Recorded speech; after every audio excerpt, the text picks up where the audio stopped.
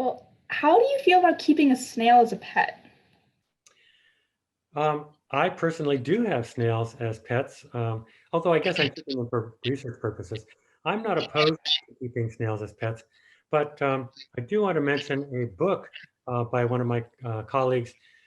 She wrote a book called The Sound of a Wild Snail Eating. A number of years ago, she was actually um, attacked by a virus, I guess, and she was flat on her back for at least 8 months, maybe longer. And one of her friends brought us a live snail and put it in the African violet um, plant beside her bed. And so she bonded with this snail because they were basically moving about the same speed. And so this snail actually kind of helped her through her recovery. And so she wrote a book about this experience, and it's called "The Sound of a Wild Snail Eating." Her name is Elizabeth Tova Bailey, and she wanted to fill her book with snail facts, and she wanted to get them right. So I actually worked with her as she was writing the book, and it's really amazing. She's really packed a lot of facts into this book, and she's made them very approachable. Sometimes complex ideas, and that she's expressed them very easily. So that's a very good book. Now, when she did finally recover enough that she could go outside and maybe walk around the block, she took her snail and released it out into the wild. And I think that she personally does not advocate keeping live snails as pets, but I don't mind. And actually, I brought along a You snail, brought along a snail to show us? a live snail, and this is actually the same species that Elizabeth Toba Bailey was keeping as a pet. Um, Whenever I pick up my snail, it pulls into its shell, but it's not pulling in all the way. So this is a snail, and maybe it'll come out a little bit as we're talking. So land snails, many people don't know, but land snails are hermaphrodites. Most of Yeah. the land snails in our area are hermaphrodites. So one individual is both male and female at the same time. So androgynous names are appropriate. So I named this one Tony. Aw, Tony. I spelled it with both an I and a Y.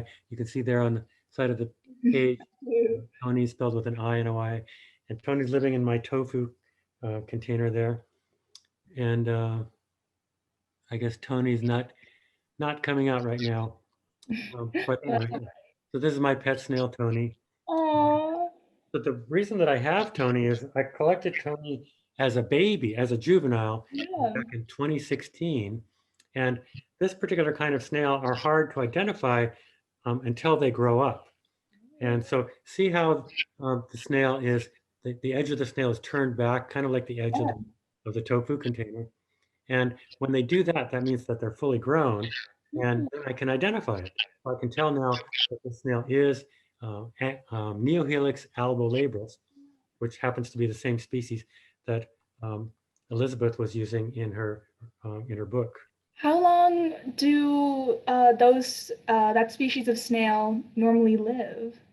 Oh, Tony sort of got. Um, I think it takes them about a year and a half, typically a year and a half to become adult, and then they can live 3 or 4 years as an adult. But Tony, let's see, Tony actually became adult in June of 2017. Wow. So they've been an adult now for a little over 3 years. And so I think Tony's trying to poke an eyeball out there. Can you see there one little eye stalk coming out? Oh, I think I do. And there's an eyeball on the end of it. Oh, So well, most, I'm happy to have Tony as a special guest on the show. and Tony is on it. Oh, there, both eyes are out now. So Yay. most land snails in our area have eyes on the tips of their tentacles. Mhm. Most water snails have eyes at the base of their tentacles. There's my pet snail, Tony. One other question. So, a really big reason that a lot of people know you now, aside from being this fabulous museum curator, is that you're popular on TikTok. You have so many hits on TikTok. Uh, but how has that impacted your life? You tell a snail joke on TikTok, but you've been doing that way before you got a TikTok. But how's that impacted you? Are people coming into the museum asking for you? Are you a new celebrity around the museum, around Pittsburgh? What's that like? Well, right. It doesn't affect my life too much because most of what I do is I care for the research collection and I conduct research. Um, but I guess I'm really excited about the popularity of the TikTok because one of my agendas is to try and spread the word about how awesome snails are. And so I feel like, um, along with the joke, I'm getting a little bit of snail facts out there. So people are learning to appreciate snails. And so that's one of my agendas. But yes, people do come into the museum and sometimes they ask for me, and I'm happy to give them a bonus joke now and then. People sometimes meet me on the street and they'll say, "Hey, are you Tim Pierce?" And I'll say, "Yes, I'm Tim Pierce." And here's another bonus snail joke for you. So I love it, and it's great. I'm so glad. And you mentioned before that you really, that's part of your agenda. You want science to be as popular as sports. You want people to be excited about science. And I really feel like you're doing that. People are getting really into it and people are going out to the museums. And I'm really, really happy that you're able to be the face of this, that everyone has this, you're the Tim, you're what's making people excited. So I'm really, Right. really glad that you're able to do Right. that. It's baffled me for a long time that sports is so popular. And science isn't. And I guess I sort of suspect that it's because sports has clear winners and losers, and Mhm. science, actually in science, we deal a lot with uncertainty.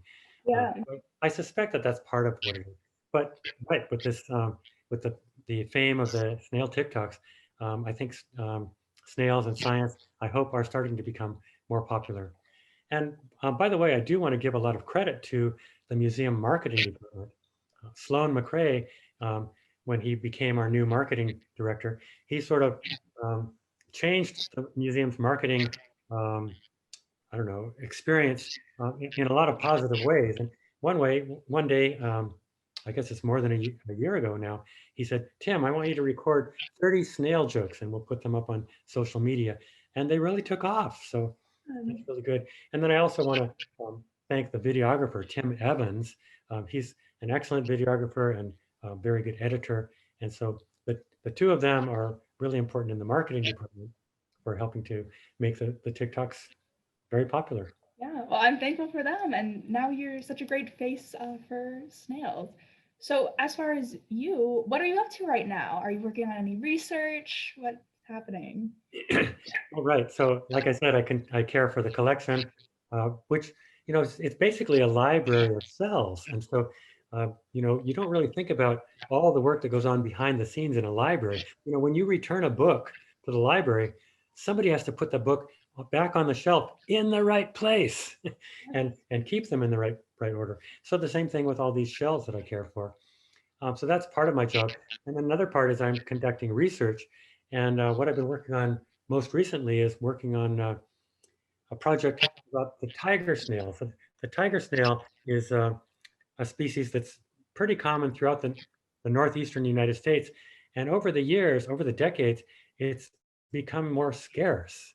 And um, so I've pretty clearly documented that in fact it is declining. And now I'm wondering why. And so the current research that I'm working on is trying to demonstrate whether it's acid rain or not. And it looks like maybe it is. So the prediction is areas that have more serious acid rain, there should be a greater chance of the snail disappearing. Yeah.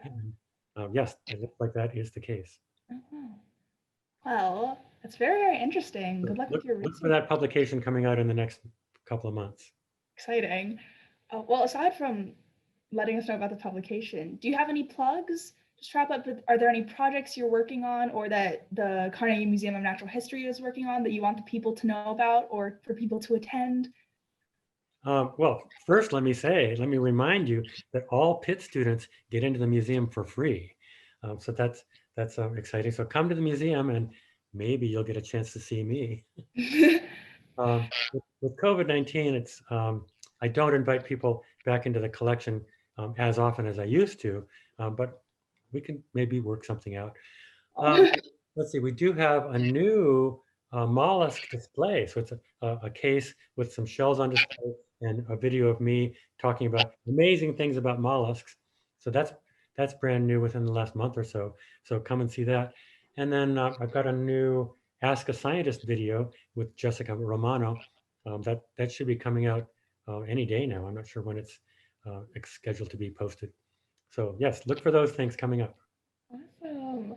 Well, thank you again so much for being here today. I was just so happy to talk to you, even for a few minutes. I hope you enjoyed as much as I did. And a big thank you to everyone out there who watched today's episode, and stay in this playlist to watch more.